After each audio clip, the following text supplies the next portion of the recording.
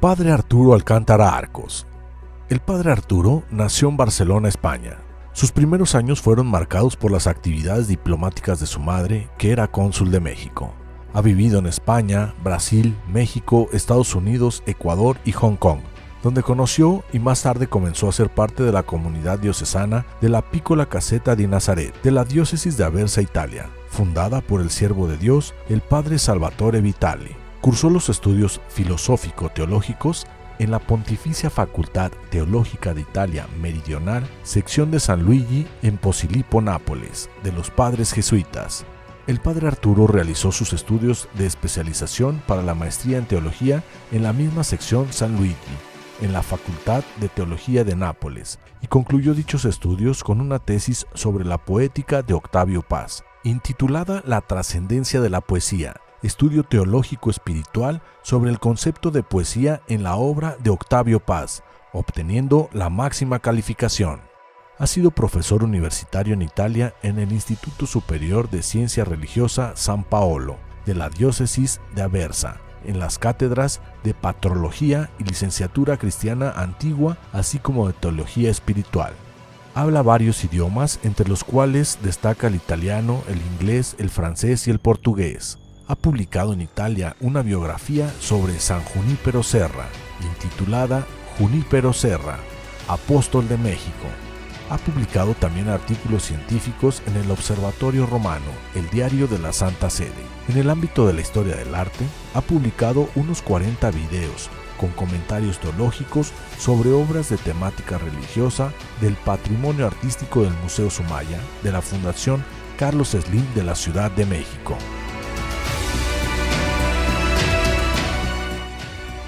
Distinguidas autoridades académicas, amigos participantes todos. Es para mí un gran honor haber sido invitado para este gran Congreso Internacional Universitario. Deseo agradecer ante todo a Su Excelencia Reverendísima, Monseñor Carlos Garfias Merlos, Arzobispo de Morelia, y al Padre Alejandro Barajas, Vicario Episcopal para la Cultura, por esta amable invitación. Gracias, Padre Alejandro. Un saludo deferente y cordial va hacia las autoridades académicas de las varias instituciones de esta noble, culta e insigne ciudad de Morelia. Mis saludos a cada uno de los presentes, con aprecio por su deseo de profundizar en un tema importante cuanto vasto, cuyas posibles lecturas varias y multifacéticas nos tienen aquí reunidos, si bien con orígenes académicos, humanos y religiosos diferentes.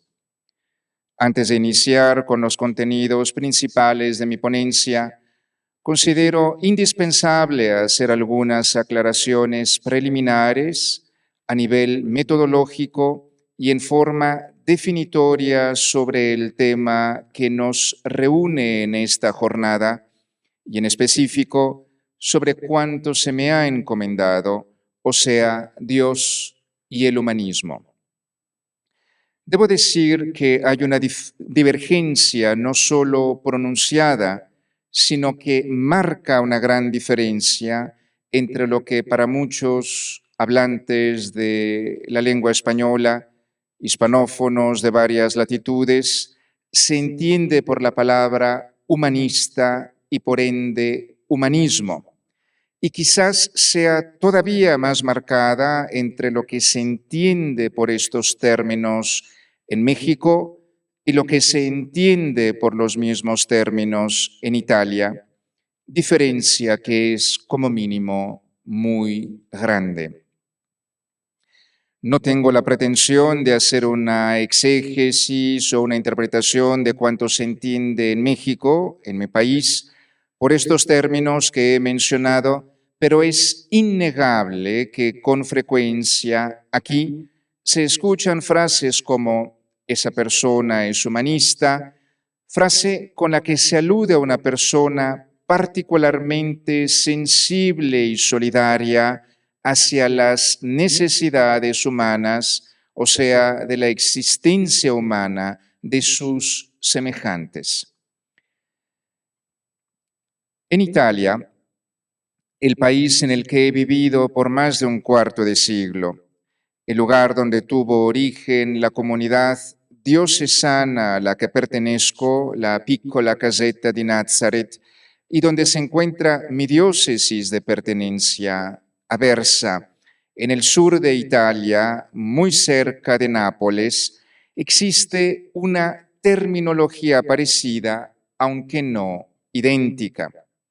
En italiano, cuando una persona es solidaria, es consciente de sus semejantes en forma particular, se dice con frecuencia, lo digo en italiano, pues es casi igual al español, tale persona è profondamente umana con un alto grado de humanidad. Por ejemplo, se habla pues en italiano de personas humanas en referencia al hecho de que compartimos un mismo origen, una misma naturaleza, y eso es lo que marca el grado de humanidad de la persona según sea el caso. Hablamos pues en Italia y por ende en italiano de persone umane, personas humanas o de personas con un alto grado de humanidad, con un alto grado de humanidad. Pero en Italia el término humanismo indica otra cosa muy diferente. Sin ninguna pretensión ni voluntad de contraponer el sentido de la palabra humanismo en español y en México en específico, con lo que se entiende por humanésimo en Italia, me gustaría articular mi ponencia en tres partes fundamentales. El concepto de humanismo en Italia, primero; luego, segundo, el humanismo y el papado; y tercero, la figura bíblica de Adán, lo humano que nos une. Paso inmediatamente al primer punto, el concepto de humanismo en Italia. Permítanme ustedes, primero un poco de agua, si me permiten, primero que nada.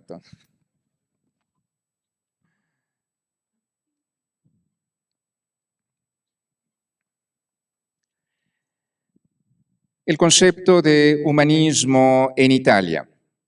Permítanme ustedes presentar algunos elementos de los que en Italia generalmente se entendería por humanismo, bien sabiendo que esto sería el tema de cursos universitarios enteros, pero cuando menos, permítanseme la mención de algunos de los puntos más importantes o de los títulos de los temas de este concepto importantísimo en Italia, cuando menos. Por humanismo se entiende en la patria de Dante Alighieri y de San Francisco de Asís un periodo histórico cuyos orígenes se remontan al siglo XIV y que culminan en el siglo XV.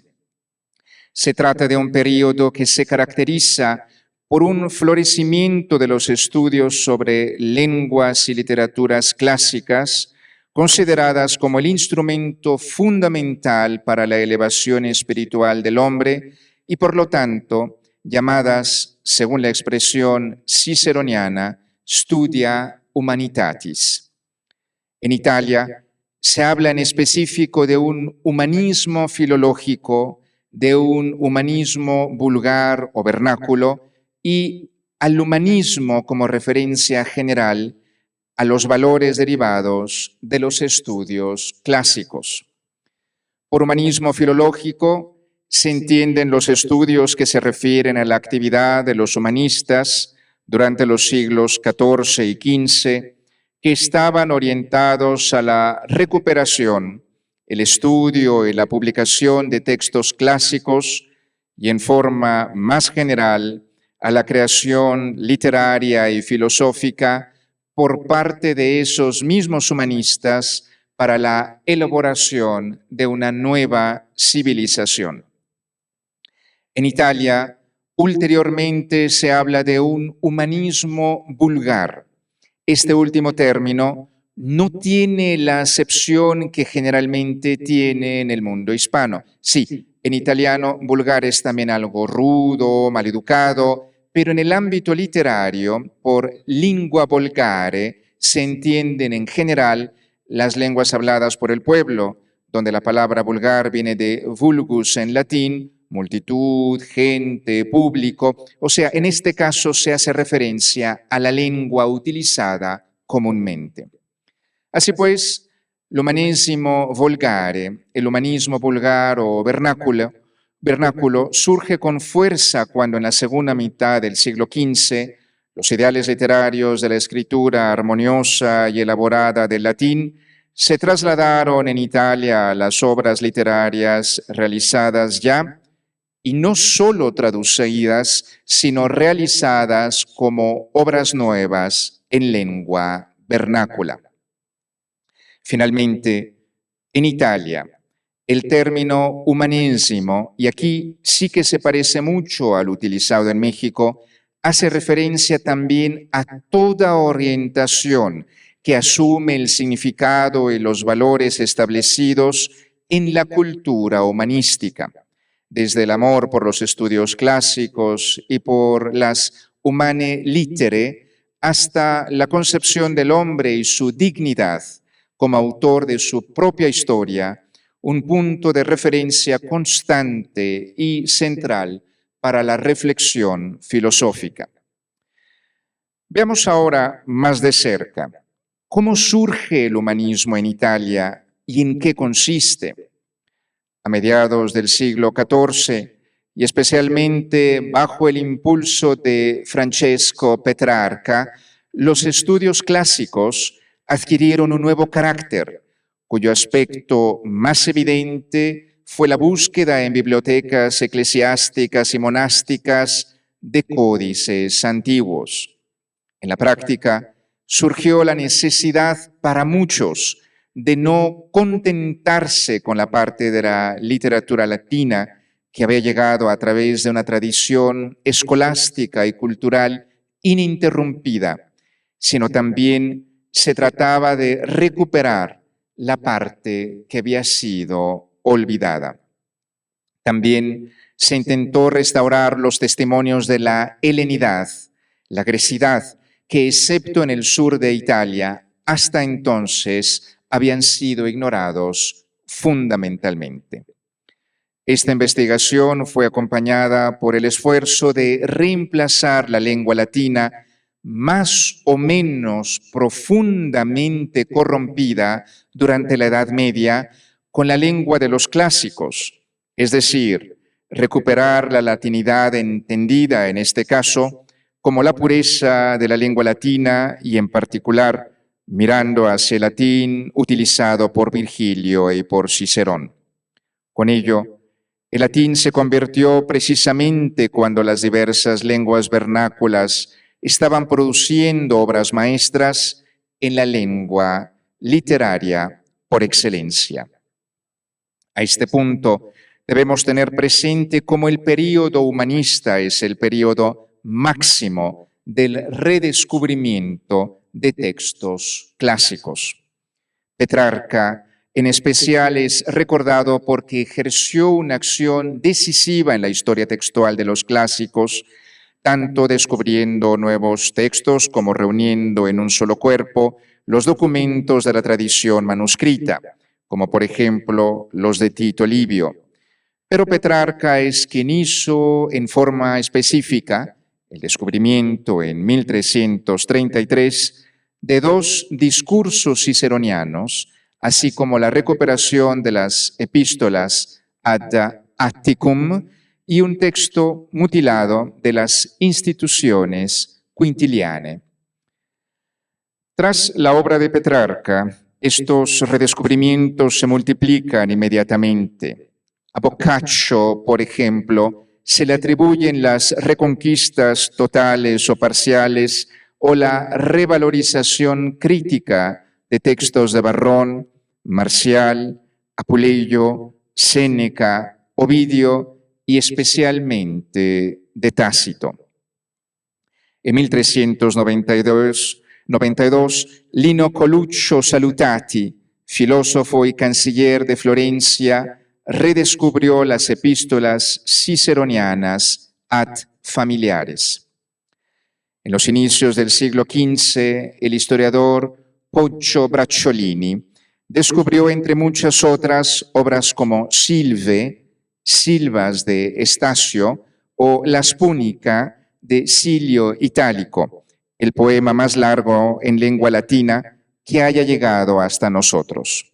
Bracciolini igualmente descubrió la obra famosísima hoy de Rerum Natura de Lucrecio y otras oraciones ciceronianas. Todo esto es extraordinario si se considera que fue la obra de una sola persona. En resumen, se puede decir que todo o casi todo el patrimonio actual de autores latinos se descubrió o se puso en circulación nuevamente en el siglo XV. Posteriormente, solo se recuperaron nuevos textos esporádicamente hasta la fase de los descubrimientos humanísticos griegos determinada por la papirología.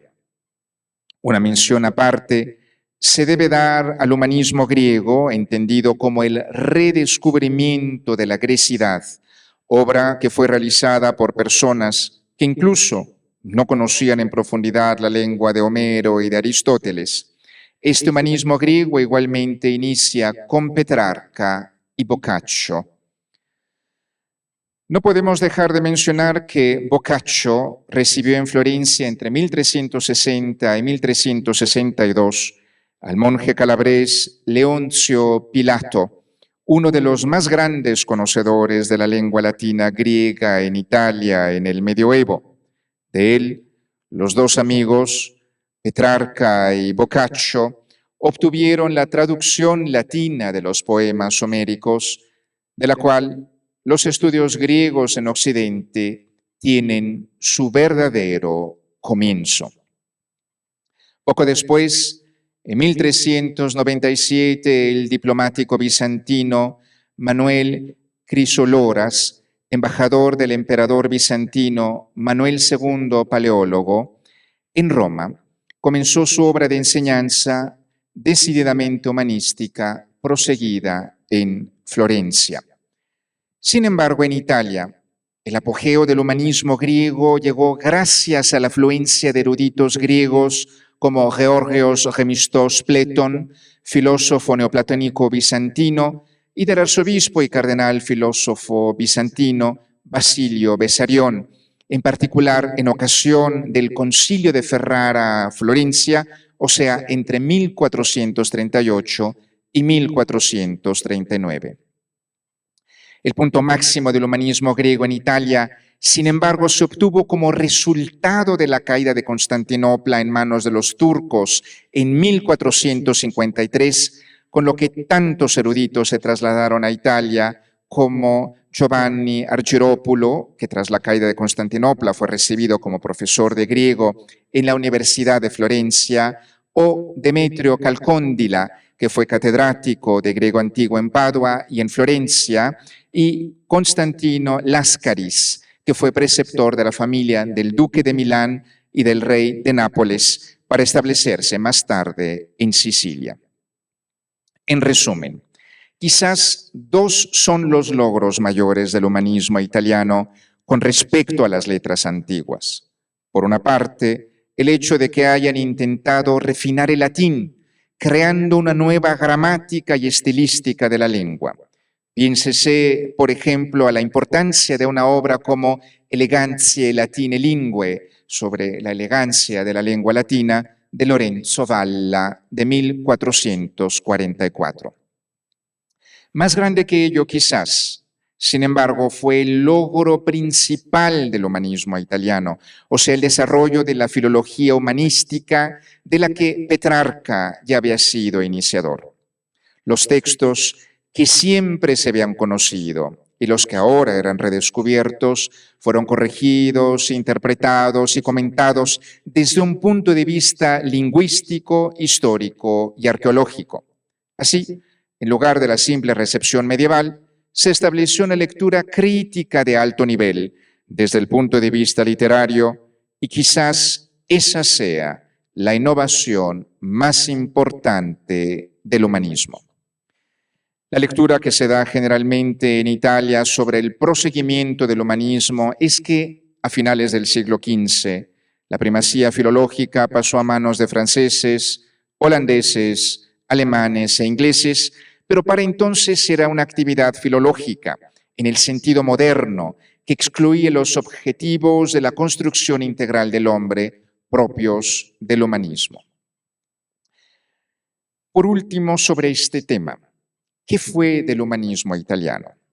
Por una parte, hay que decir que, considerando que la educación del hombre era el objetivo final del humanismo, era natural que tarde o temprano, una vez desvanecida la esperanza antihistórica de una resurrección pura y simple del latín como lengua que se pudiera utilizar en forma común nuevamente, los humanistas se dieron cuenta de que no podían lograrse la educación total del hombre, como ellos pretendían, sino mediante la adopción de la lengua hablada por todos y solamente con la lengua hablada por todos.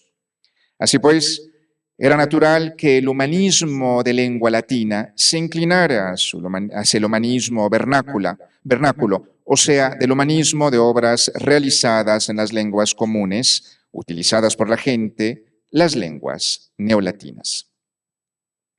Esta transición del latín a las lenguas nuevas ocurrió en Italia en la segunda mitad del siglo XV.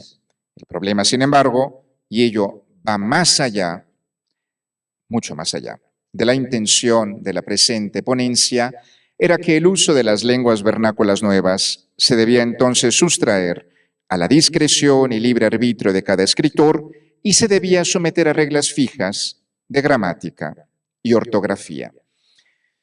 Esto es, eran lenguas que se iban desarrollando, entonces, pues, algunos autores tenían unas normas, pues, ortográficas o también gramaticales un tanto libres. Si ellos iban a escribir en forma formal, pues ya tenían que seguir ciertas normas, tanto gramaticales como ortográficas.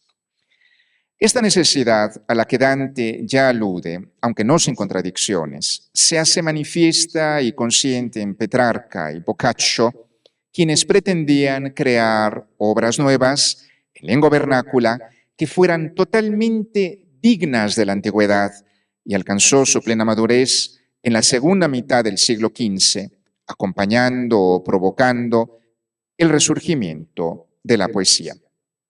Piénsese a propósito de ello en las obras de Angelo Poliziano, Matteo Maria Boiardo o de Jacopo Sannazzaro. Por último, hay que agregar que la lengua italiana recibió su ordenamiento teórico, gramatical y estilístico concreto gracias al cardenal erudito y noble veneciano Pietro Bembo a principios del siglo XVI. Segundo punto, el humanismo y el papado. Más que lícita, es necesaria la pregunta sobre la relación entre la Iglesia y el humanismo. En este caso, me detengo más bien sobre la relación entre ambos en Italia y más específicamente entre el papado y el humanismo. Por una parte, es cierto que muchos humanistas consideraron que solo la formación clásica podía formar al hombre perfecto y que ello era suficiente, con lo que de facto excluían a la Sagrada Escritura y a la Iglesia de su programa educativo. Con esto, los humanistas se presentaron a sí mismos en oposición a los escolásticos religiosos y muchos consideraron el intervalo entre el período clásico, o sea, entre la antigüedad grecolatina y sus propios días en el siglo XIV y XV, como un período bárbaro y destructivo, tanto para el arte como para la ciencia, pero en realidad el humanismo, como cualquier otro fenómeno histórico, estaba vinculado al pasado.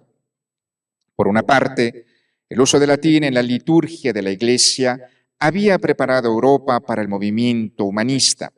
Sin embargo, en la Edad Media la literatura clásica se consideraba un mero elemento educativo y se conocía fundamentalmente a través de fuentes secundarias.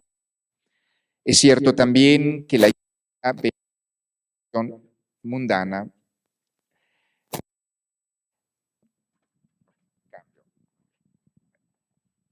es mejor que cambien el micrófono y no al ponente. O sea, esto hubiera sido malo que hubiéramos hecho un cambio de ponente, pero bueno, vamos a ver. Ok. Por una parte, el uso del latín en la liturgia de la Iglesia había preparado a Europa para el movimiento humanista. Sin embargo, en la Edad Media, la literatura clásica se consideraba un mero elemento educativo y se conocía fundamentalmente a través de fuentes secundarias. Es cierto también que la Iglesia veía en la concepción mundana de la vida que había prevalecido entre los antiguos grecorromanos como una vida lejana de los principios del Evangelio. El concepto trascendental y espiritual de la vida cristiana, que hasta entonces había sido dominante, entró en parte en conflicto con una visión mundana, humana y naturalista centrada en la naturaleza y en el hombre. Estas nuevas ideas encontraron sus prototipos en la antigüedad, cuyos escritores apreciaban y ensalzaban el disfrute de la vida, las exigencias de la individualidad, el arte literario y la fama, y la belleza de la naturaleza. El movimiento humanista adoptó no solo la antigua cultura romana, sino también la hasta entonces olvidada cultura griega. El nuevo movimiento se separó en buena medida de la teología y de la Iglesia. El principio de la investigación libre y científica ganó terreno, y en tal contexto era natural que se exagerara el valor del nuevo ideal humanista mientras se despreciaba la cultura cristiana medieval anterior. Y sin embargo, al inicio y al final del humanismo, este aparente contraste no fue así. El gran precursor del humanismo literario italiano es Dante Alighieri, nacido en 1265 y quien murió en 1321, el autor de la Divina Commedia, la obra más importante en absoluto de la literatura italiana, en la que materiales clásicos y cristianos se encuentran uno junto al otro. Esta dualidad sin conflicto subsiste en la vida de Dante, para quien la fama poética era fundamental, siendo este un objetivo tan característico de los escritores paganos y, sin embargo, tan ajeno al ideal cristiano de la época. Por otra parte, en asuntos de importancia trascendental, Dante toma a los escolásticos, o sea, importantes autores religiosos cristianos, como guías auténticas, aunque sin desdeñar las fuentes literarias paganas. Quizás el gran cambio en forma evidente haya tenido lugar con Petrarca, el primer gran humanista. Si Dante ignoraba los monumentos de Roma y consideraba sus antiguas estatuas como imágenes idólatras, Petrarca contemplaba la ciudad eterna con el entusiasmo de un humanista, no con el de un cristiano piadoso. Los clásicos antiguos, en especial los referentes de Petrarca, o sea, Virgilio y Cicerón, no solo le instruyen y le cautivan, sino que también le incitan a la imitación. Quisiera aquí agregar una palabra, un tanto abbraccio, como se dice en italiano, sobre la cuestión de Petrarca. En efecto, según una cierta visión de este momento histórico en la literatura, es como si Petrarca hubiera creado una ruptura total, neta, entre el cristianismo y la literatura. Al menos si uno lo lee en forma rápida, veloz, superficial, puede parecer así.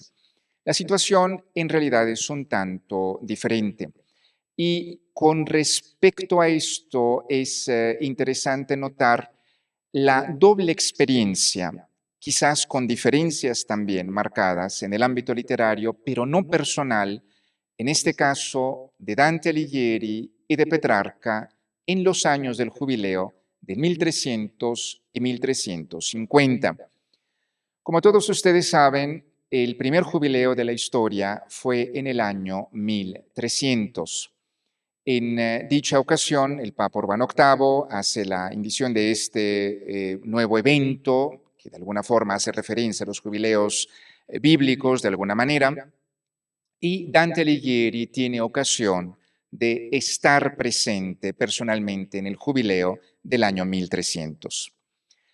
En dicha ocasión, Dante se queda maravillado sobre una realidad que ve, que contempla, que observa, que él va a presentar después en su obra maestra, en la Divina Commedia, sobre todo en el canto 18 del infierno. Como ustedes saben perfectamente, la Divina Comedia no es una comedia para nada, y de la misma forma, de alguna manera, que el Quijote, pues no es nada más el recuento de una persona que se le haya salido un tanto alguna tuerca de alguna manera, sino que es un recuento mucho, mucho más profundo. En el caso de Dante, esta comedia hace referencia a un viaje que Dante mismo realiza entre el infierno, el purgatorio y el paraíso.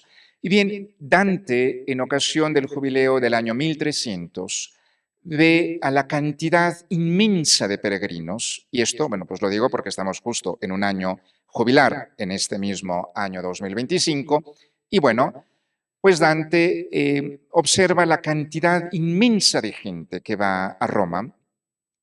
Y en aquel tiempo, en el 1300, quien quiera que haya visitado Roma, pues sabe que Roma es atravesada por el Tevere, el río Tíber, y hoy en día, pues, bueno, pues hay muchos puentes para atravesar en medio de la ciudad, entre el lado donde se encuentra el Vaticano, el Oltre Tevere, y este otro lado del Tíber, pues donde se encuentran todos los monumentos de la ciudad que recordamos generalmente, el Coliseo, el Foro Romano, y después en época moderna el Victoriano, el Campidoglio, otra vez el Capitolio, esto es en época antigua, en fin. Pero en la época de Dante había un solo puente, que es un puente de época romana, que sigue existiendo hasta el día de hoy y que desde época romana sigue en pie. Ponte Sant'Angelo, que es el que da al castillo de San Ángel, Castel Sant'Angelo. Bien, en la época de Dante, entonces, como decía, era uno solo el puente. Y Dante observa que es tal la cantidad de gente que va hacia el Vaticano, hacia San Pedro, que tienen que dividir el puente en dos partes para que pues unos vayan de un lado nada más y otros vengan de regreso para evitar que en un tumulto gente pudiera caer al río. Quien quiera que haya visitado Roma sabe que Ponte Sant'Angelo no es muy alto, entonces pues igual uno, pues también, si hubiera una aglomeración hasta el día de hoy, pues uno se podría igualmente caer también al río, y bueno, si no sabe nadar, pues las cosas pues se complican ulteriormente, y también si no sabe clavar, pues bueno, sería todavía más complicado. Pero bueno, entonces Dante observa esa escena y la repite en el canto 18 del infierno, que ve a las almas que están en el infierno, pasando entre un nivel y el otro del infierno. Y dice, esto me recuerda la escena de todas aquellas personas aglomeradas, o sea, habla de cantidad y cantidad de personas en el infierno, que esa multitud tan grande que él contempla le recuerda las cantidades de personas. Tengamos presente, las ciudades de la Italia medieval son ciudades pequeñas. Entonces, pues bueno, esta es una primera impresión. Pero si esto es Dante, que es religioso tanto en las fuentes y religioso en el diálogo que existe y subsiste entre las fuentes paganas que él usa y las fuentes religiosas que él utiliza, veamos un momentín el caso de Petrarca. Petrarca, en cambio, él, va al jubileo, en cambio, del año 1350. Y contrario a lo que se podría pensar o decir, bueno, es un hombre no religioso y tal, tengamos presente algunas cosas. Él tiene un hermano que es monje, Petrarca, por un lado. Por otro lado, es cierto que él tiene una experiencia bastante particular cuando va al jubileo. Baja al jubileo y mientras va de camino, pues hay un caballo que es de un peregrino que está al lado, que le da una patada y pues le da un golpe terrible en una de las piernas, pero él dice, no, yo tengo que llegar a Roma, llego a Roma, y en Roma el médico le dice, usted se tiene que quedar 14 días al menos en cama. Y bueno, Petrarca escribirá después diciendo que él se había ido a confesar en esa ocasión, pero que la vida de Petrarca, bueno, pues un poco libre o liberal, lo era. Entonces, pues él dice, Petrarca, seguramente fue demasiado benévolo conmigo el confesor, y entonces Dios ha querido que la penitencia yo la haga a través de esto que me pasó en el camino. Bueno, ese es uno de los episodios. Y después, en 1351, sucede que hay en la quinta visita que hace Petrarca a Roma, pues hay un amigo suyo muy cercano que después le escribe, tú estabas en Roma y ¿por qué no me avisaste? Nos hubiéramos visto. Y Petrarca le escribe, le dice, mira, ¿sabes qué? Fue voluntad de Dios que no nos encontráramos en Roma, que no coincidiéramos, porque si tú y yo hubiéramos coincidido, hubiéramos visitado las basílicas contemplando el arte nada más y no pensando en Dios. Entonces, esto de alguna manera, pues bueno, hay que decirlo también, Juan Pablo I en algún momento lo retomó para decir que, bueno, pues cuando se visitan los grandes lugares, los lugares importantes también en ocasión de los jubileos, pues bueno, no se debe de reducir a una mera visión turística de alguna forma, sino pues que se tiene que ir a pues lo esencial. Y si no, acuérdense de lo que le pasó a Petrarca en el camino y ya con eso se les van a quitar las ganas de pensar en alguna otra cosa. Pero bueno, vamos a ver. Entonces, retomamos el discurso, en medio de este aparente rompimiento, si se lee en forma superficial esta parte de la historia de la literatura, hay que decirlo en forma clara. El papado no estuvo en contra del humanismo. Uno de los más grandes eruditos humanistas, por ejemplo, fue Poggio Bracciolini, nació en 1380, muerto en 1459, secretarius domesticus, o sea, redactor de la correspondencia privada de Juan XXIII, el antipapa Juan XXIII, depuesto tras el concilio de Constanza, concluido en 1418. Tras la deposición del antipapa, Poncho fue, sin embargo, ratificado en su encargo por el Papa Martino V, Papa entre 1417 y 1431, y por sus sucesores Eugenio IV y Nicolò V, manteniendo este encargo hasta 1453, año en el que se trasladó a Florencia para convertirse en el canciller de la República Fiorentina, la República de Florencia. Nicolò V, en forma particular, quien fue sumo pontífice entre 1447 y 1455, intentó restaurar la gloria de Roma mediante la construcción de edificios y la colección de libros. Los intelectuales más brillantes de Italia se sintieron atraídos a la ciudad gracias a sus obras. En realidad, a Nicolò V la humanidad le tiene una auténtica deuda por la fundación de la Biblioteca Vaticana, la actual Biblioteca Apostólica Vaticana, que en número y en valor de sus manuscritos, particularmente griegos, superó en su momento a todas las demás de todo el mundo. El Papa Nicolò V fomentó especialmente las traducciones del griego con importantes resultados, aunque nadie ganó un premio de 10.000 florines ofrecido por el pontífice a quien presentaron la traducción de las obras completas de Homero del griego original. Bueno, si sigue todavía ahí el premio y alguno de ustedes quiere presentarlo, pues bueno, ahí queda quizás la opción. Precisamente en la época de Nicolò V, vivió uno de los críticos editores de los clásicos más exitosos, cual fue Lorenzo Valla, el cual señaló los defectos de la traducción de la Biblia conocida como la Vulgata y declaró el texto que daba fundamento a la donación de Constantino, la base por siglos del poder temporal de los papas, como una simple fábula. A pesar de sus críticas al papado, Nicolò V lo recibió en Roma y su sucesor, el Papa Calixto III, Papa entre 1455 y 1458, lo nombró secretario apostólico. Otro papa fundamentalmente humanista fue Pío II, pontífice entre 1458 y 1464, quien alcanzó personalmente la fama como poeta él mismo. En efecto, además de poeta, forador, intérprete de la antigüedad, jurista y estadista, y se mostró en diversos aspectos como mecenas de la literatura y el arte. Sixto IV, de la noble familia de la Rovere, Papa entre 1471 y 1484, restableció la Biblioteca Vaticana, descuidada por sus predecesores, y nombró a uno de los mayores humanistas de la época, Bartolomeo Sacchi, conocido como il Platina, como bibliotecario. Sin embargo, y esto también lo digo a braccio, a Sixto IV le debemos la construcción de una capilla. Se pensó en construir una capilla al lado del Palacio Apostólico, y que Sixto IV, seguramente por este espíritu humanista, bíblico en este caso, tuvo la brillante idea de que esta capilla tuviera exactamente las mismas dimensiones del templo que fue el templo de Salomón. Y esta capilla, una pequeña capilla, pues hasta el día de hoy es conocida por el Papa que tuvo esta brillante idea, que es la Capilla Sixtina. Exacto. No 16, como dicen los americanos de 16, que luego escriben 16, 16, pero bueno, ahí quedan los temas. Algunas décadas después, bajo León X, Papa entre 1513 y 1521, el humanismo y el arte disfrutaron de una segunda época dorada.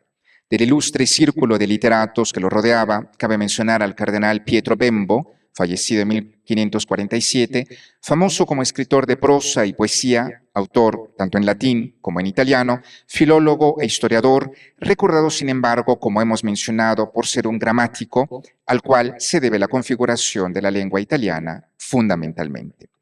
Al mismo grupo pertenecía el cardenal Jacopo Sadoleto, también versado en las diversas ramas de la cultura latina e italiana, elegido como Pietro Bembo como secretario personal por parte del Papa León X. El saqueo de Roma de 1527, sin embargo, fue lo que asestó el golpe mortal al humanismo italiano, pues las graves complicaciones políticas y eclesiásticas que le siguieron impidieron su recuperación. Según una cierta lectura, se había convertido Alemania desde hacía tiempo en su heredera, pero para algunos el humanismo ahí nunca caló tan hondo, con lo que otorgó al movimiento humanista en Alemania un carácter más bien práctico y específicamente educativo. Tercer momento y último, la figura bíblica de Adán, lo humano que nos une. Entre lo humano está que yo debo tomar un poco más de agua, así que si me permiten, no les ofrezco, porque si no, en italiano se dice ricchezza divisa, que no es cristiano esto, ricchezza divisa diventa povertà, así que eso.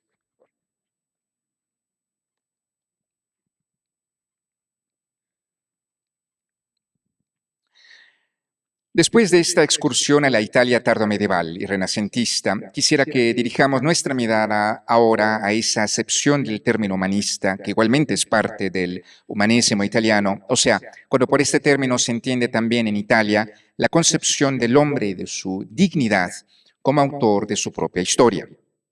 En este caso, siguiendo esta acepción, ninguna otra figura nos une en esta consideración sobre la dignidad del hombre como la figura bíblica de Adán. Para esta consideración podemos partir de la etimología de Adán y la etimología de humano.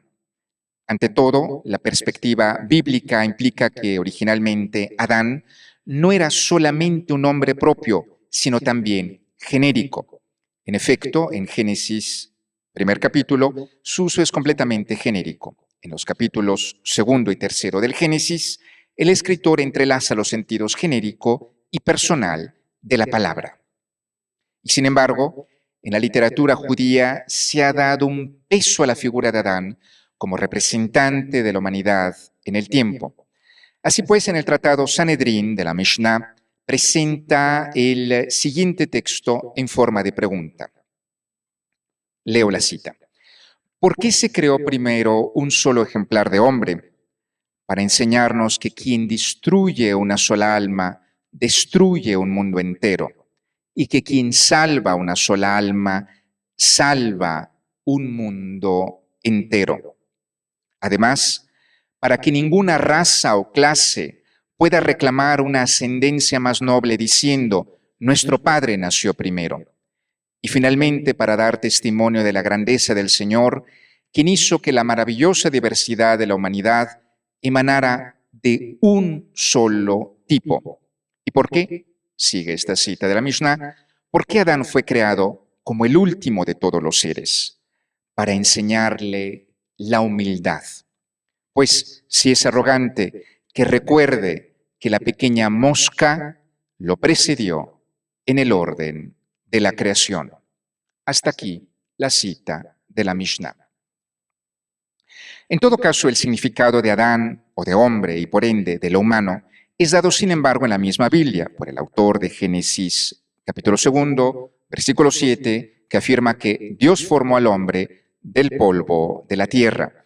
Es decir, el hombre fue llamado hombre, o sea, Adán, porque fue formado de la tierra, que en hebreo se dice Adamah, de donde viene el nombre Adam. La misma noción se manifiesta en el latín homo y humanus, que según una cierta etimología sería al menos en parte un derivado de una raíz protoindoeuropea, homon, que quiere decir literalmente terrestre o ser terrestre, como algo opuesto a los dioses. En todo caso, la raíz de homo y humanus en latín, por coincidencia, tal como sucede en hebreo, sería hem, o sea, tierra, pero queda abierta la discusión la manera en que las vocales y sonidos cambiaron para pasar de homón a humanus en latín en el tiempo. Esta raíz de hem podría ser de la que deriva el sánscrito xam, o sea, tierra, opuesto a cielo, y de lo que derivaría en griego chton, tierra o jamai, en la tierra, y de ahí derivaría el latín humus, tierra, de donde viene humilis, humilde. Esta referencia a la tierra como el origen de Adán, del hombre y por ende de lo humano, en realidad para la literatura judía antigua, si bien es algo que sigue siempre haciendo referencia a lo humilde, al mismo tiempo es algo grande, trascendente, donde el hombre, Adán, reúne en sí mismo a todo el mundo en su persona, si bien en forma misteriosa, no por voluntad propia, sino por voluntad directa de Dios. Esta grandeza extraordinaria se aprecia en el tipo de tierra con el que Adán fue formado. Según el Targum Yerushalmi, en su comentario a Génesis 2:7, Dios tomó polvo del lugar sagrado, o sea, del área donde surgiría el templo de Jerusalén, el lugar más sagrado para los judíos en toda la tierra, siendo este para el judaísmo el centro de la tierra. Y Dios tomó polvo de ahí para crear al hombre. Pero no solamente eso, sino que agregó además polvo proveniente de las 4 partes del mundo, mezclándolo con el agua de todos los mares, y lo hizo, como afirma el Midrash Pirkei de Rabbi Eliezer, blanco, negro, rojo y verde, huesos y tendones blancos, intestinos negros, sangre roja, piel del cuerpo e hígado derivado del verde. De la misma línea es Rabbi Meir, del siglo II después de Cristo, quien cuenta la tradición de que Dios creó a Adán con el polvo recogido del mundo entero, y Rab, en el siglo III, que afirma su cabeza fue hecha de la Tierra Santa, su cuerpo de Babilonia y los diversos miembros de diferentes tierras. Los oráculos sibilinos y posteriormente el libro de Enoc eslavo colocan la naturaleza cosmopolita de Adán, o sea, su origen cosmopolita, en las 4 regiones de la tierra, expresado en las 4 letras de su nombre, pero en griego, y con ello su realidad universal. Adam sería pues un acróstico, A-D-A-M, que vendrá del griego Anatolé, este, Diuses, oeste, Arctos, norte, y Mesembria, el sur. Los antiguos haggadistas amaban especialmente reflexionar sobre la gloria del primer ser creado por Dios antes de su caída. Era como un ángel, según afirma el libro de Enoc eslavo. Su cuerpo se extendía de la tierra al cielo o de un extremo del mundo al otro antes de que el pecado lo hundiera. Según afirma el tratado Hagigah de la Mishnah. Era de una belleza extrema y un brillo radiante, afirma el tratado Bava Batra, igualmente de la Mishnah. Su piel era una vestidura brillante, resplandeciente como sus uñas, pero cuando pecó, este brillo se desvaneció y apareció desnudo. En efecto, la lectura judía de esta parte en forma específica es que el hombre, más que encontrarse desnudo completamente, se encontraba vestido de luz, que en hebreo se dice or, y tras el pecado se encontró con que quiere decir piel, y el brillo nos quedó en las uñas nada más, como memoria del brillo de una vez. Para los judíos resulta ser una idea hermosa y ciertamente original, la de los rabinos que han escrito que Adán fue creado del polvo del lugar donde se erigía el santuario para la expiación de todos los pecados humanos, de modo que el pecado nunca debería ser una parte permanente de la naturaleza humana, como afirma la obra de la literatura judía antigua, Génesis Rabbah.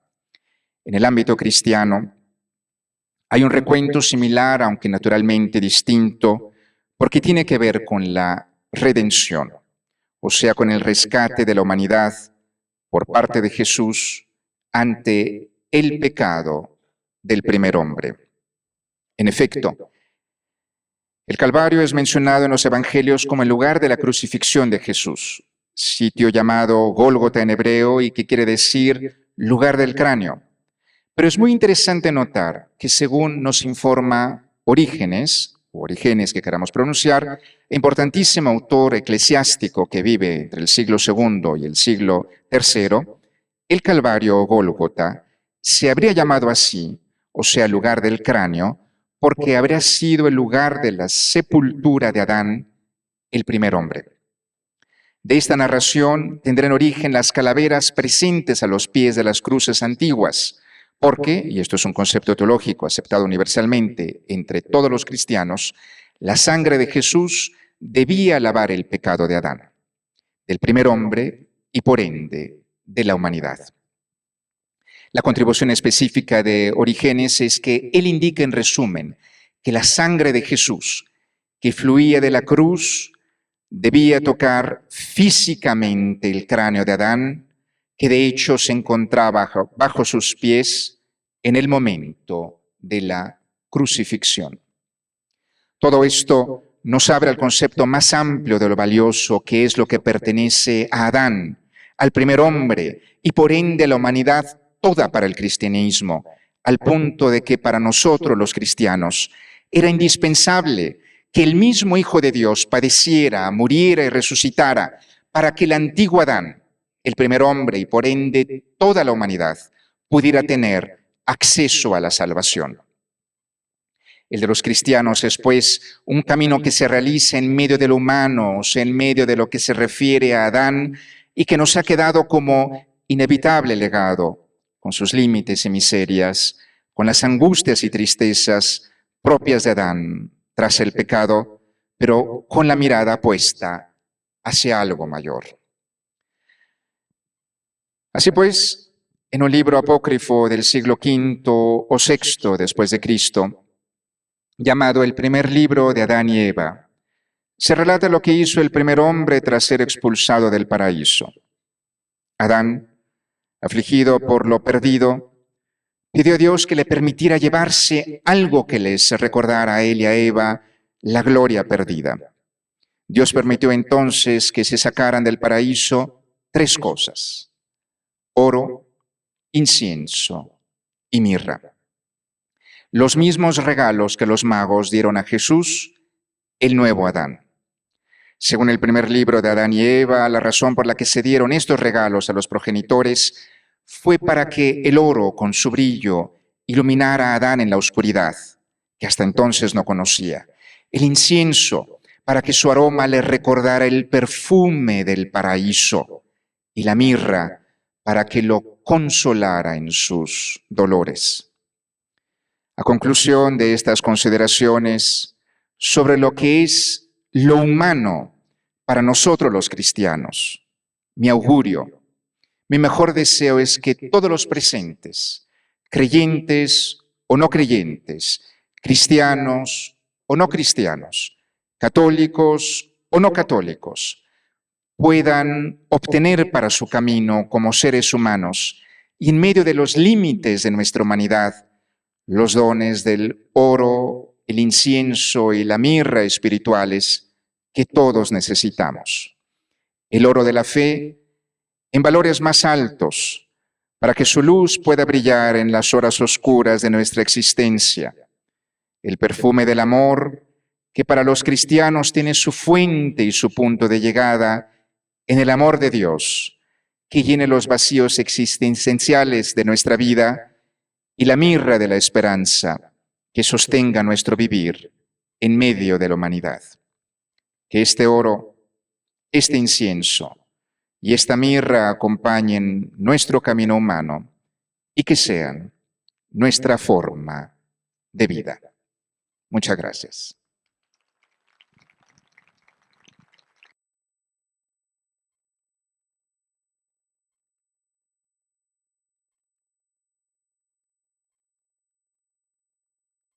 Muchísimas gracias. Invitamos al doctor Víctor Manuel, por favor, para la devoción académica.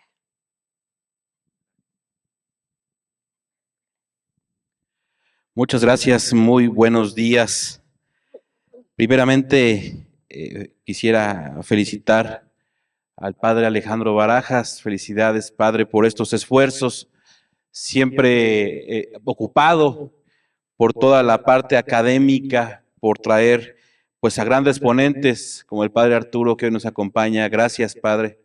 Prácticamente viajando mucho tiempo y del avión a la ponencia. Gracias por estos momentos, padre, de reflexión.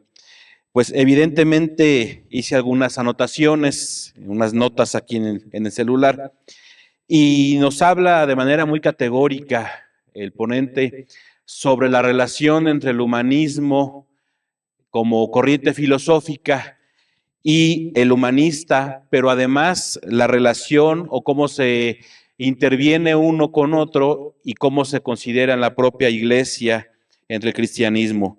Entendemos así al humanismo como la corriente filosófica floreciente en los siglos XIV y XV, en donde Dante Alighieri y San Francisco de Asís pues lo hicieron, lo llevaron a cabo durante el periodo de las lenguas y cultura encaminada a la elaboración de una nueva civilización.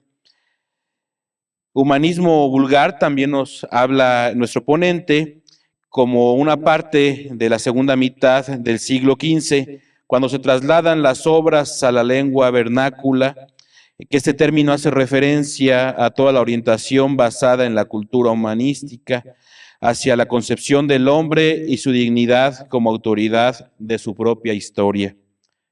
Resumimos pues el humanismo como una corriente filosófica, cultural y ética que coloca al ser humano en el centro del pensamiento, que defiende los valores como la razón, la dignidad humana, la libertad, la educación y el propio desarrollo integral del individuo.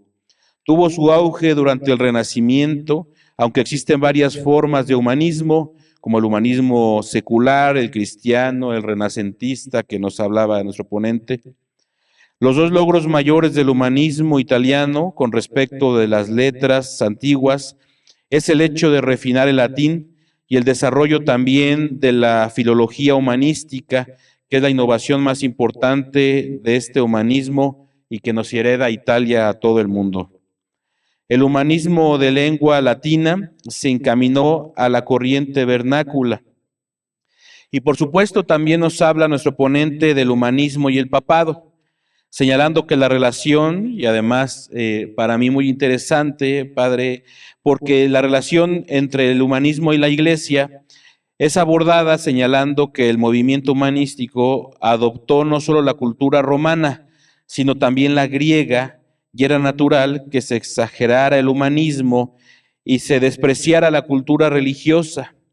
Recordamos en esta parte precisamente a Dante Alighieri con su Divina Comedia, que decimos que de comedia no tiene nada. Y bueno, pues también a Petra, que ya supimos que fue pateado por un caballo como penitencia. Esperemos que cuando vayamos a confesarnos no nos toque vivir algo así.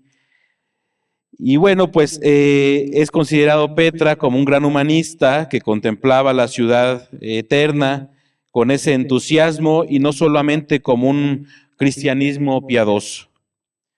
El papado no estuvo en contra en ningún momento del humanismo, tan es así que el Papa Nicolás V instaló la Biblioteca Vaticana con clásicos de este humanismo, y además, bueno, de Pío II, que nos comenta nuestro ponente, Calixto III, Sixto IV y León X.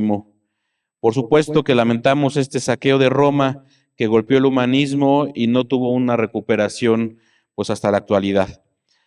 Hablamos también de la figura bíblica de Adán, basándose en la dignidad del hombre como creador de su propia historia.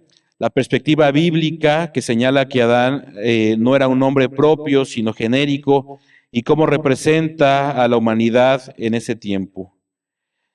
Citaba el ponente, porque se creó primero un solo ejemplar de hombre para enseñarnos que quien destruye una sola alma, destruye el mundo entero, y quien salva una sola alma, salva el mundo entero. Qué interesante reflexión.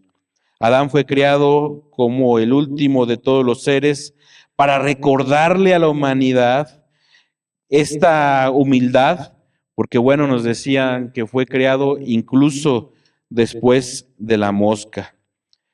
El de los cristianos no es un camino que se realiza en medio de lo humano, con el legado de Adán, propia del pecado, pero con la esperanza siempre de que algo mayor vendrá. ¿Qué fue del humanismo italiano? Bueno, la educación del hombre, el objetivo final, el humanismo.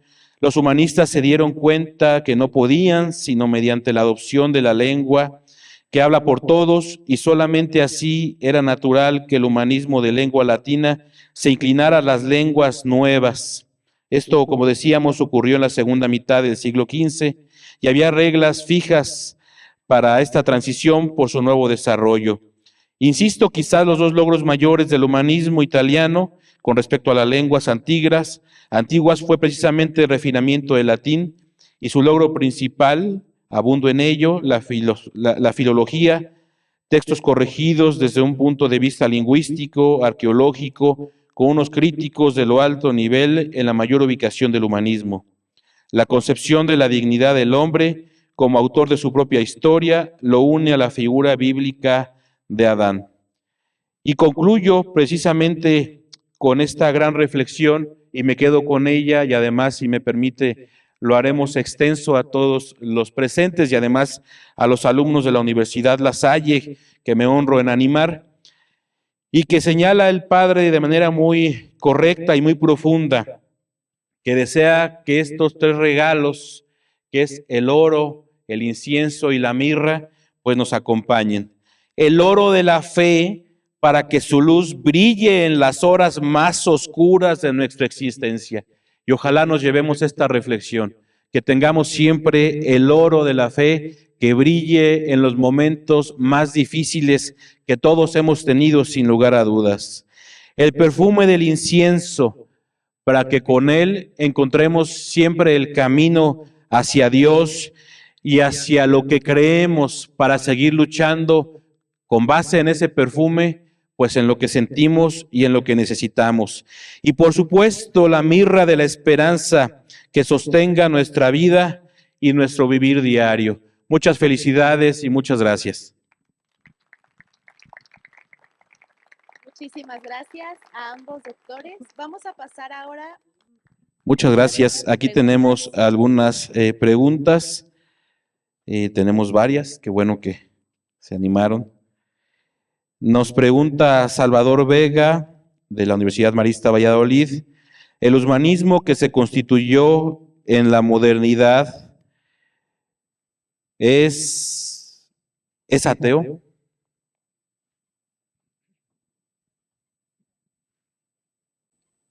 Bien, como estábamos comentando, ante una lectura rápida, quizás superficial también del caso de Petrarca, en forma específica, se puede considerar como si hubiera una división neta entre, en este caso, el humanismo como movimiento literario, y la fe en forma directa.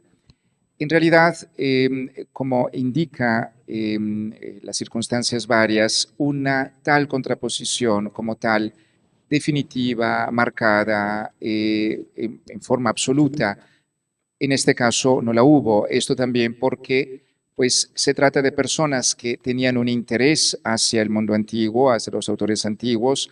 Por antiguo aquí entendemos la antigüedad clásica grecorromana, por una cuestión metodológica, lo digo en este caso, en forma específica, pero esto no quiere decir que ellos mismos no tuvieran fe o que no tuvieran, pues, esto una capacidad de creer en Dios.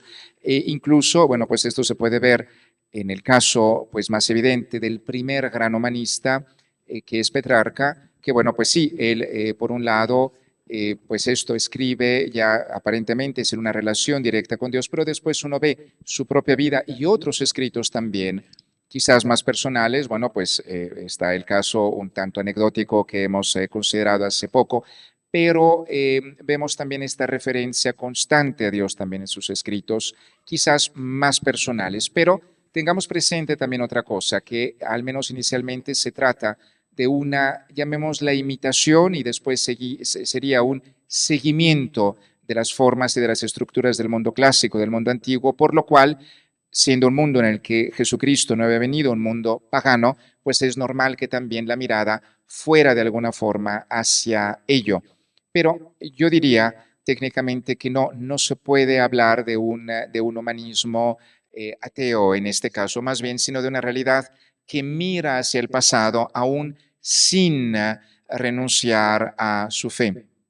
Quizás, por ejemplo, a propósito de ello, una de las realidades que puede surgir y que pues la menciono ahora mismo porque pues todos hemos tenido ocasión de verla en estos días de la elección del pontífice nuevo, del Papa León, pues, por ejemplo, esta mirada hacia el pasado, pero sin desdeñar en absoluto el presente, pues bueno, también está presente en la obra de Michelangelo, de Miguel Ángel. Esto tengamos presente el Giudizio Universal, el Juicio Universal en la Capilla Sixtina precisamente, y tenemos presente, bueno, pues esto, aparte de una iconografía diferente, nueva, distinta, pero podemos tener presente cómo abajo, si ustedes lo notan, pues hay una especie de demonio que va en una barca y que, pues bueno, está con un remo y en realidad pues está por llevarse las almas.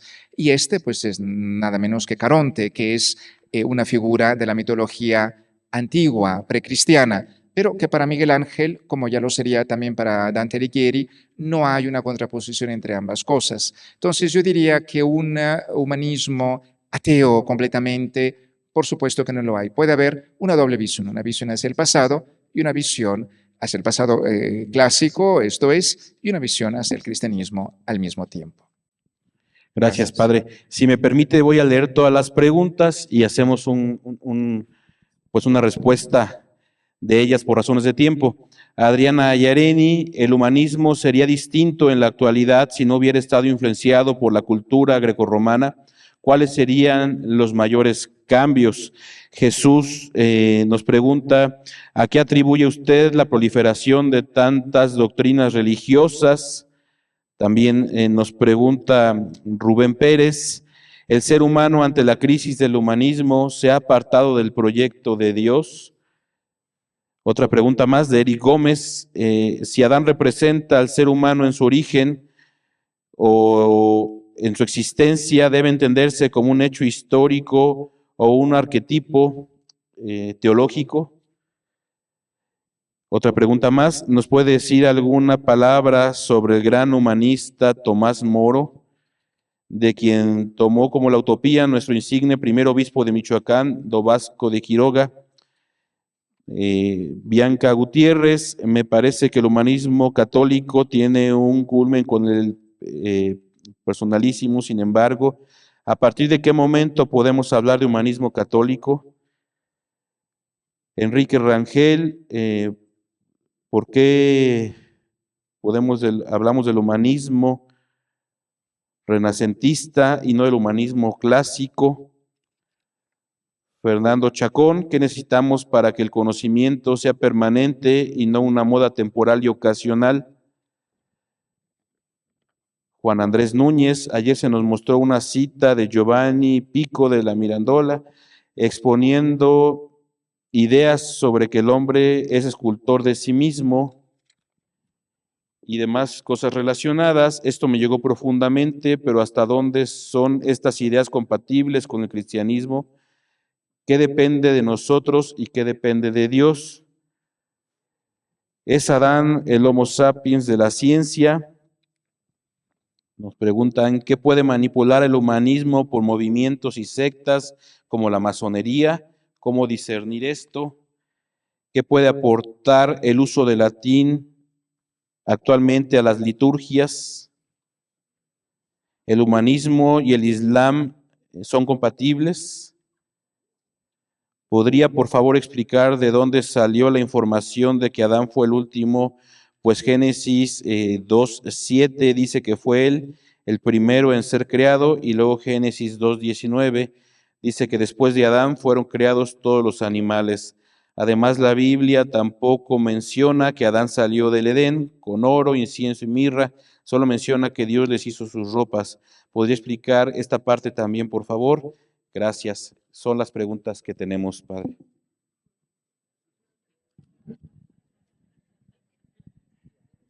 ¿Con cuántos cursos contamos para poder intentar dar una respuesta? Una licenciatura, esa es una muy buena idea, padre, es una licenciatura en la respuesta a las preguntas. Vamos a hacer una cosa. ¿De cuánto tiempo tenemos, padre Alejandro? 5 minutos. Ah, muy bien. Y llevamos 3. Okay.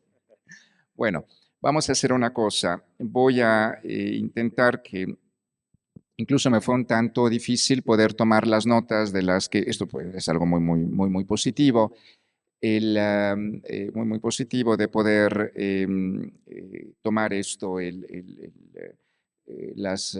las preguntas. El cardenal Ratzinger decía que cuando él enseñaba, quizás lo que más amaba era cuando los estudiantes a un cierto punto dejaban de escribir, sino que ya se quedaban nada más viendo al docente.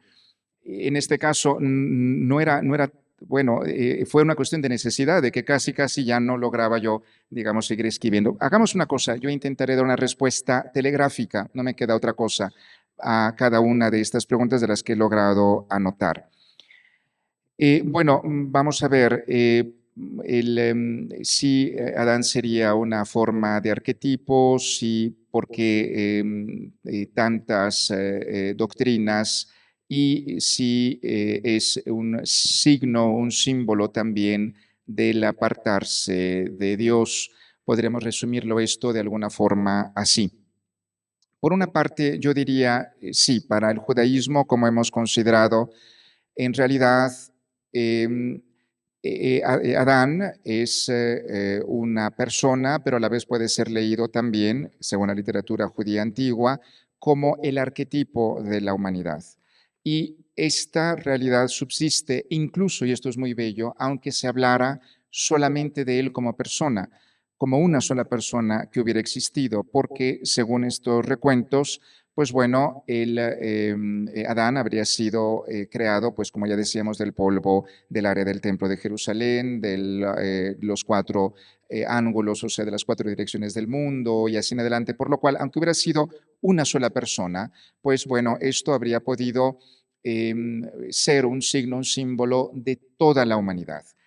Ciertamente en esta humanidad decaída tras el pecado del primer hombre y por ende de Adán, lo que nosotros los católicos llamamos pecado original, se le puede llamar fragilidad, ciertamente ahí también resulta ser un arquetipo, resulta ser hasta un cierto punto un modelo, pues esto, un arquetipo de la realidad de la situación que se va a ir presentando a lo largo de la historia.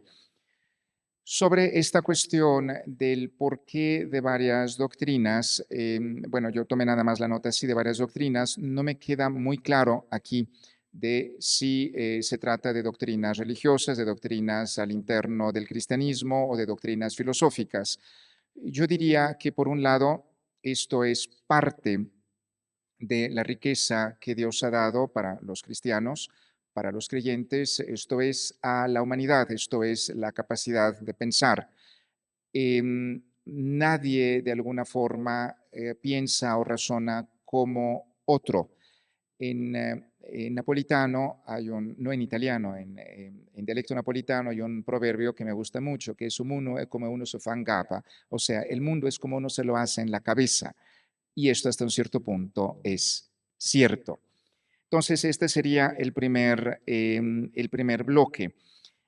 Vamos a ver, sobre la cuestión de Santo Tomás Moro, sí, quisiera aquí decir, pido de alguna forma, pues esto venía, una disculpa si no lo he mencionado, pero el tema de mi ponencia, quisiera reiterar, era o es sobre Dios y el humanismo, en el sentido de que aquí se trataba, bueno, pues esto de presentar esta relación directa de alguna forma, más que presentar pues los varios autores en otros contextos, he mencionado, pero he mencionado solamente Alemania, Holanda y bueno, pues en este caso también Inglaterra, pero he querido por bien de tiempo pues cortar simplemente y limitarme a la sola Italia.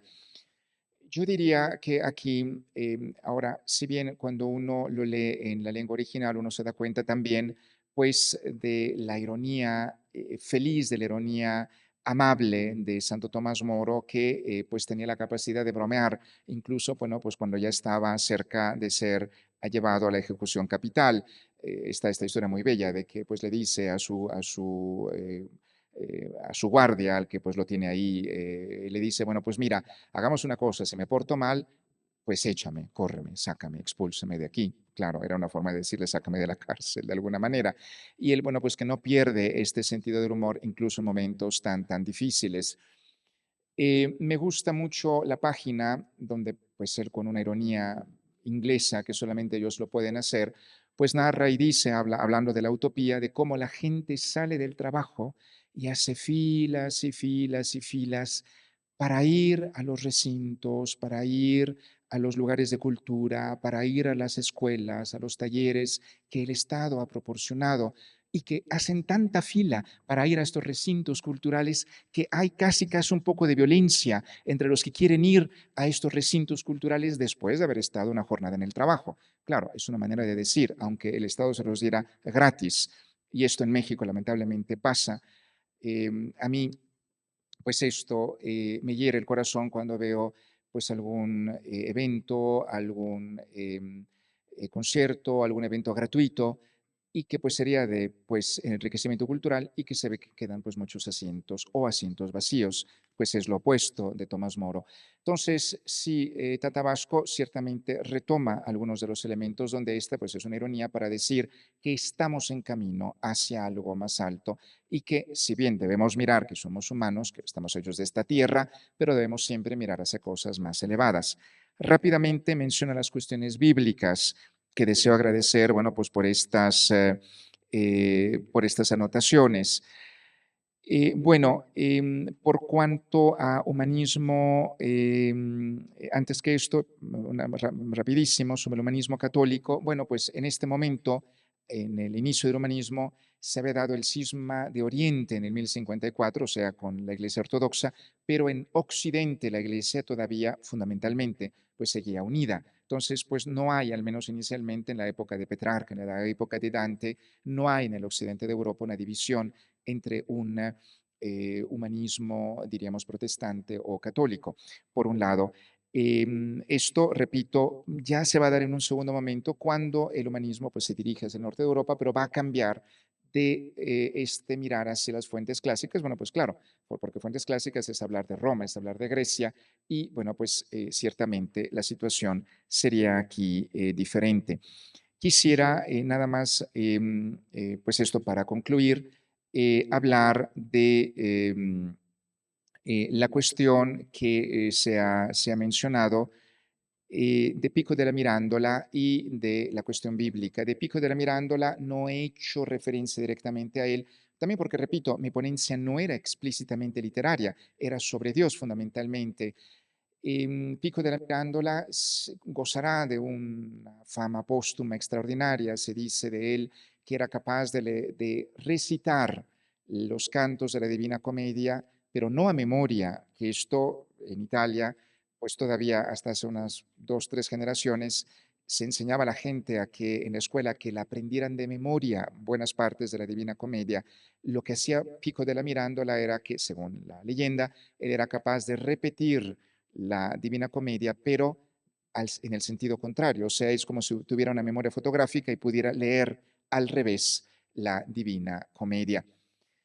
Esto por un lado, por el otro, pues bueno, queda como esta memoria, esta mente absolutamente brillante, la capacidad con los idiomas, esta mente fotográfica. Además, pues como sucede con muchos genios que mueren jovencísimos, pues que queda prácticamente como una leyenda, muy diferente, por ejemplo, del cardenal Pietro Bembo, un hombre mayor que tiene todo el tiempo de escribir. Y quizás, concédanme en otro contexto, pues es una situación muy, muy diferente la de hablar, por ejemplo, de Giuseppe Verdi, nace en 1813, muere en 1901, un hombre que pues escribe tanta música y vive, bueno, pues hasta muy, muy grande, con Mozart, 1756 a 1791, 30 y algo de años, sacan ustedes la cuenta, y bueno, pues ahí está, queda como una leyenda casi, y por esto quizás Pico della Mirandola queda como una leyenda también. Termino con la cuestión bíblica. Agradezco por estas anotaciones que son preciosísimas a propósito de la mosca que es pues creada antes que el hombre, del tema de que ellos no se llevan nada del paraíso. Esto es todo tomado, está todo tomado de la literatura judía antigua, de los comentarios de los midrash, de los midrashim, o sea, que serían una forma, podríamos decir, al menos en su origen, en la forma en la que estos surgen, una forma casi de, diríamos, homilía por un lado y por otro lado también de la traducción inmediata en lo que algunos de estos textos surgen para la escucha de los presentes. Sí, porque, por ejemplo, en el tiempo de Jesús se seguía leyendo la Biblia en hebreo, pero la gente ya no hablaba hebreo, la gente hablaba arameo. Y entonces, pues se leía la traducción inmediatamente después. Y en estas traducciones a veces había algunos agregados. Se agregaban cosas que eran de la tradición judía simplemente. Por ejemplo, recuerdan ustedes, y cierro, que se dice al inicio en el Génesis que el espíritu, se podría traducir así, volaba, ¿no? Alechaba, es en italiano, sobre las aguas. ¿Lo recuerdan ustedes esto? Bien. En la traducción aramea se dice, el espíritu en forma de paloma volaba sobre las aguas.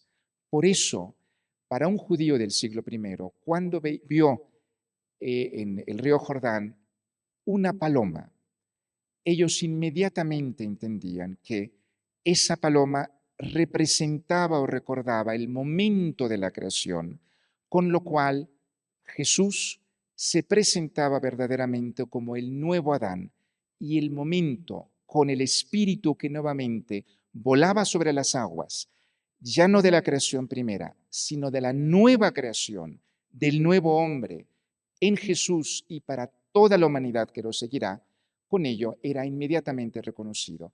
Pero todo esto no se encuentra en la Biblia, se encuentra en la literatura judía antigua. Gracias.